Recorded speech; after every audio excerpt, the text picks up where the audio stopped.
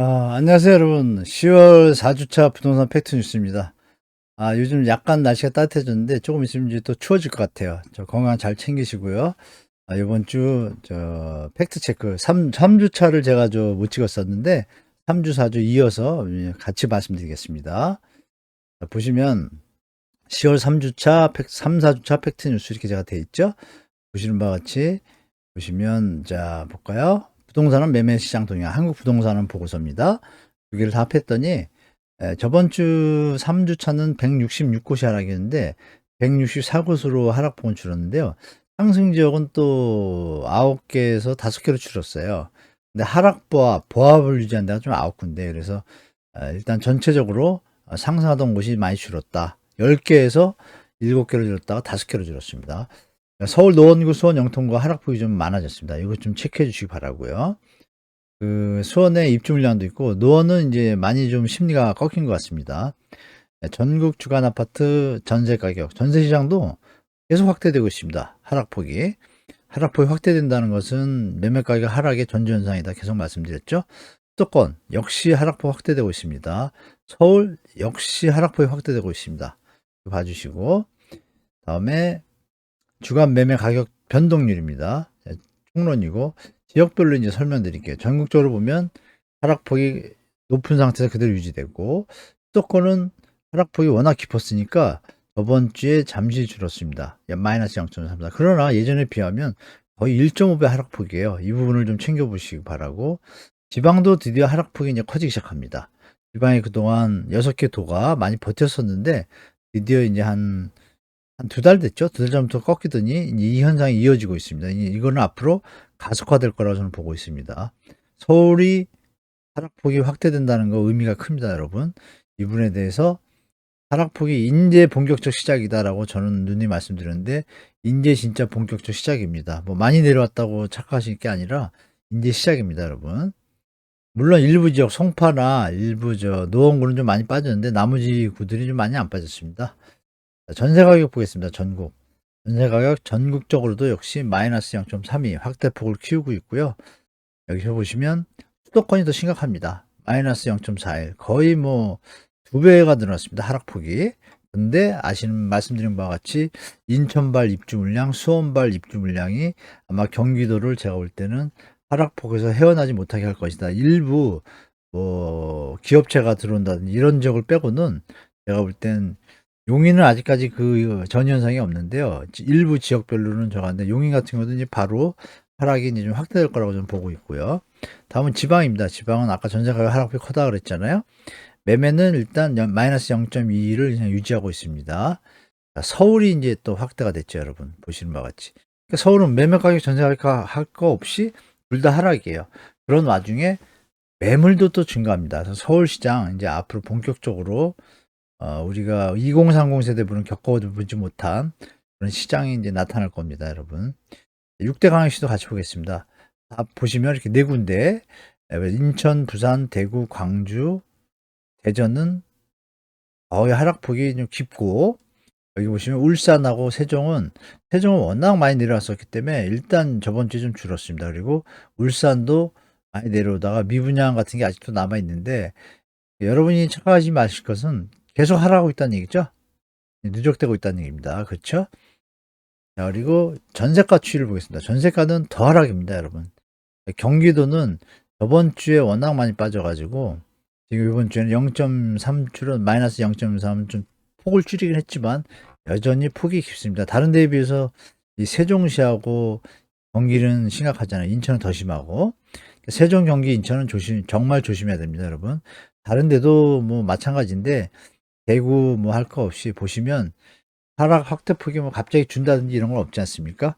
이런 추세는 이어질 거라고 좀 판단하시는 게 좋을 것 같습니다, 여러분. 그리고 다음은 제가 강남이라고 써놨는데 일단 9월 아파트 거래량부터 말씀드리겠습니다. 610개입니다. 역대 최저치 IMF 이후에 2006년부터 대한민국이 주택 거래량을 집계하기 시작했습니다. 그런데 연속 3, 4개월째 역대 최저치를 경신하고 있습니다. 674개, 604개, 720개 뭐 계속 최저치인데요. 10월 달도 또 그렇습니다. 10월 달 지금 300개가 안 되는데 200 몇십 개거든요. 그런데 그럼 10월 달은 500대로 내려올 수도 있습니다. 그래서 제가 볼 때 이게 지금 10월 29일 오늘 날짜로 제가 집계한 건데요. 이런 현상 좀 심화될 것 같습니다. 인천 말씀드린 대로 좀 심각하게 시장이 좀 하락폭이 커지고 있고, 서울시 아파트 전월세 매물 증가, 총량은 증가했습니다. 근데 매매 매물이 6만 개대에서 좀 줄었습니다. 좀 이따 설명드리고, 대전 동구가 갑자기 전세가 폭이 좀 하락이 폭이 큽니다. 보시는 숫자가 좀 오랜만이지 좀 마이너스 0.1 좀 큽니다. 그래서 대전 동구를 비롯한 인근 지역들의 전세 가격은 앞으로 계속 떨어질 거라고 보고 있습니다. 서울시 아파트 매매 가격 동향입니다. 서초, 강남, 송파, 용산, 강동, 노원 보시면 다 크죠? 하락폭이 선이. 이 송파는 지금 완전히 심리가 꺾였습니다. 매물이 많습니다. 매물이 많은 이유는 뭐냐면 송파가 갭 투자를 많이 들어갔습니다. 그 전세 가격이 폭등할 때 전세 가격이 안 오른 시점이 잠시 있었어요. 그때 많이 들어간 갭 투자분들이 지금 매물을 엄청 내놓고 있습니다. 금리 부담도 좀 있고요. 자, 이런 부분에서 용산은 잠시 주춤합니다. 주춤했는데 다음 주에 어떻게 될지 좀 볼 필요가 좀 있을 것 같고, 용산도 매물은 많은데 거래는 적습니다. 이 지표로 보면 이렇게 뭐 거래가 많은 것 같은데 거의 뭐 3, 4천 개, 2천 개에서 10개, 20개 될까 말까 뭐 이렇습니다. 마이너스 0.31, 마이너스 0.35. 강동은 하락폭이 커지고 있습니다. 0.28, 노원구는 0.34대에서 막 머물고 있다. 이거 합하면 벌써 2, 3, 4%인데 실제 가보면 거래가 없습니다. 중요한 건. 거래가 있어야 이게 의미가 있는데요. 그 몇 개 된 거래도 금매만 거래다 보니까 하락폭을 자꾸 나타내고 있는데 이런 현상은 좀 이어질 것 같습니다, 여러분. 자, 시장의 어떤 우리 변화들 봤죠. 김진태발 채권시장 동맥경화, 부동산 PF 부실. 이거 뭐 그전에도 제가 말씀드렸잖아요. 이런 현상이 완전히 해소되지 않았습니다. 그래서 이거는 앞으로 또 다른 부동산 시장의 폭탄이 될 수가 있어가지고 여러분들 유심히 보시면 좋습니다. 아마 조만간에 제가 볼 때 12월 가기 전에 한두 군데 쬐고만데 조금 안 좋은 뉴스가 나올 수도 있습니다, 여러분. 증권주공도 원래 증권사가 금융을 이제 시공비를 대출해 주고 했었는데 증권사 뭐 당신들이 똥줄이 타니까 똥줄이라는 표현은 그렇고 증권사 자체가 유동성이 좀 악화되니까 돈을 못 빌리게 됐습니다. 그러다 보니까 건설사가 보증을 서서 이 공사를 하거든요. 건설사가 대납을 하는 상태가 됐습니다. 더샵 반포 리버파크 미입주 쇼크 40% 계약 해지 의사. 지금 이거 입주 벌써 며칠 입주 들어간 지 좀 지났는데도 20%도 입주 안 했습니다. 20% 됐나? 나머지는 입주를 안 하고 매물로 내놨는데 마이너스입니다. 마이너스고 40% 정도가 입주자 대표가 이제 이 문제가 있으니까 그러면 좀 시행사가 좀 돈을 좀 나중에 받으면 안 돼. 이런 뭐 협조 요청을 하고 있는데요. 그 와중에 설문조사라니까 40%가 계약 해지 의사가 있답니다. 심각하죠, 여러분. 다 지어진 아파트입니다. 서울 전세가 6억이가 속출, 역전세, 역월세 계속 확대되고 있습니다. 말씀드린 대로 더샵 반포 리버파크 완판됐는데 입주를 안 하고 있다. 마이너스 P가 2억입니다. 서울입니다. 서초동 그것도 여러분. 성남 5,320가구가 중원군가 그런데요. 11월에 입주인데 그중에 한 7, 800세대인가가 공공임대고요. 그걸 빼면 한 4,600, 700세대잖아요. 4,600에서 1,500 가구면 거의 30% 이상이 그 입주가 이제 얼마 안 남았는데 11월이잖아요. 이틀만 있으면 세입자를 못 구한 겁니다. 전세 월세. 거기 성남 중원구발 성남시의 주택 가격 하락에 좀 영향을 줄 것 같습니다. 제가 볼 때 전세 가격 하락은 물론이고요. 서울 아파트 거래량 말씀드린 대로 이렇고 추이를 보면 매물이 줄었습니다. 줄었는데 어디로 넘어갔냐? 전세하고 월세로 넘어갔습니다. 그럼 이게 늘어난 양이 더 많아요. 보시면 3,000개 늘고 여기서 2,000개 늘니까 5,000개 늘었잖아요. 여기는 3,000개 줄었는데 그럼 어떻게 또 매물이 더 나올까요? 제가 말씀드릴 수 있는 건 이 서울 아파트가 전세 가격이 상당히 많이 올랐었잖아요. 옛날에 이거 임대차법 개정하면서 그때 좀 나름 풀로 받으신 분들이 대출 많이 받으신 분들이 지금 금리 인상을 못 견딘 겁니다. 못 견디니까 제가 볼 땐 다운사이징, 빌라로 가시거나 더 저렴한 데로 가시거나 아니면 지금 말씀드린 대로 인천 쪽, 경기도 쪽에 지금 물건이 넘치면서 전세 물건들이 많거든요. 그쪽으로 넘어가시는 겁니다. 그럼 당연히 물건이 더 남겠죠. 그럼 당연히 전세 가격이든 매매 가격이든 하방 압력이 서울에도 다가오겠죠. 그래서 서울도 당분간 이렇게 이어질 거다라고 제가 말씀드린 겁니다. 시장 전망 10월 11일 날 전세 대출 확대됐습니다. 청년들 2억으로 하고 신혼부부 4억까지 확대했어요. 그런데 시장에 효과가 없었습니다. 10월 14일 날 바로 금리 인상했죠, 여러분.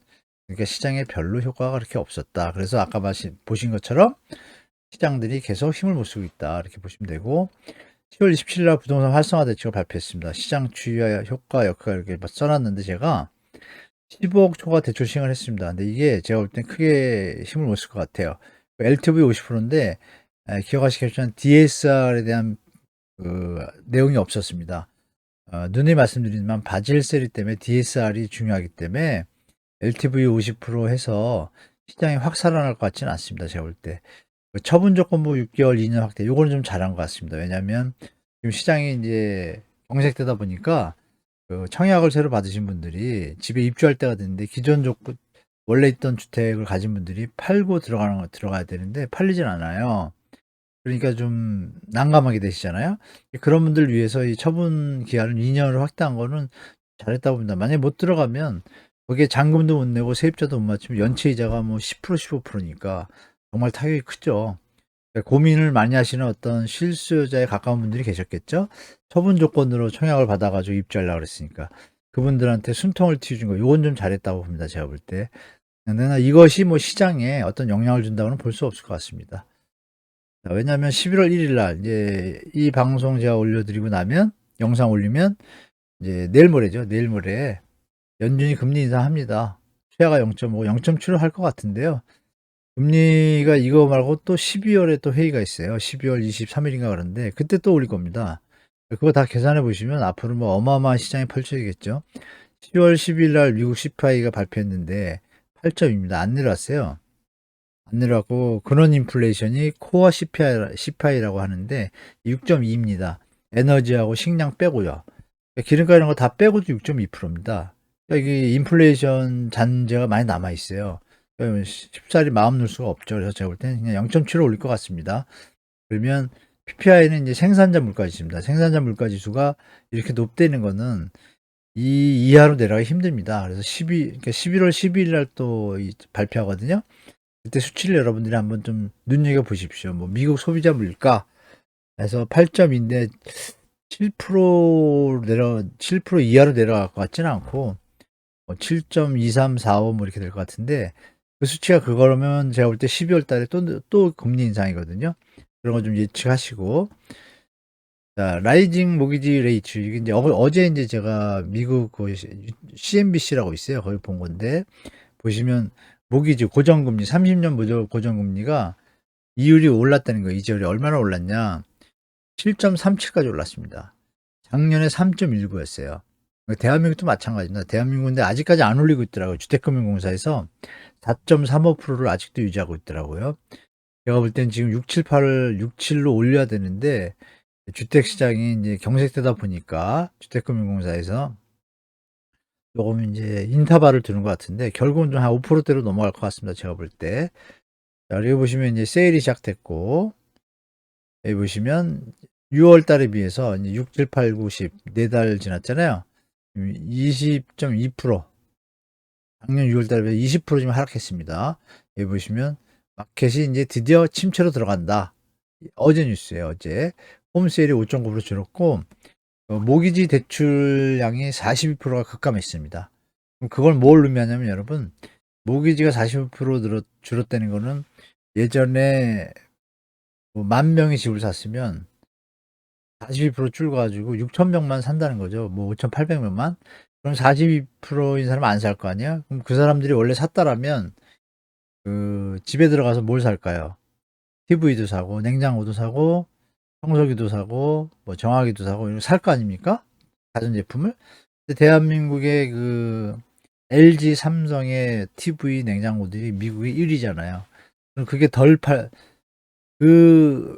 팔리는 게 덜 팔린다는 얘기잖아요. 컴퓨터도 마찬가지고, 새 집 이사 가면 컴퓨터 바뀌는 것도 많잖아요.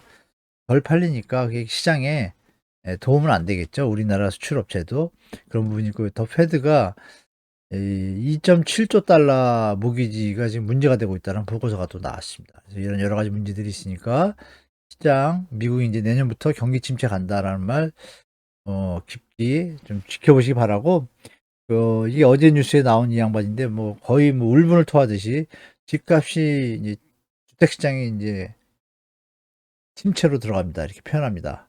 그리고 실제로 파이낸셜 타임즈가 미국에 원래 있는데 파이낸셜 타임즈에서 시카고 대학교 연구소랑 합작해가지고 미국의 유명한 경제학자 50명한테 그 설문조사를 했습니다. 미국의 경제 침체가 올 것인가 말 것인가. 70%가 무조건 온다. 나머지 10%가 올 것 같다. 20%가 안 올 수도 있다. 이렇게 답변했답니다. 그럼 여러분들이 나머지는 여러분들이 스스로 생각하시기 바라고, 제가 볼 때 이런 경제학자들이 뭐 다들 나름 공부 열심히 하신 분들인데 제가 볼 때는 그럴 가능성이 높다고 보고, 그래서 여러분들도 대한민국도 뭐 기축통화국이 아니다 보니까 그런 걸 따라갈 가능성이 많습니다.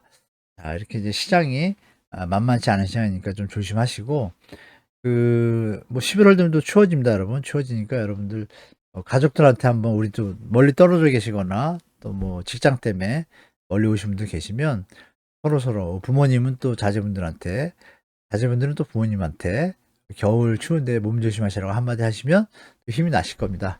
여하튼 오늘 시청해 주셔서 감사드리고, 다음 시간에 여러분들 또 좋은 영상을 이제 최대한 만들어 가지고 좀 뵙겠습니다. 약간 다음 주, 내일 뭐 푹 쉬시고 다음 주 한 주도 희망찬 한 주가 되시기 바라겠습니다. 자, 영상 시청해 주셔서 감사드립니다. 감사합니다.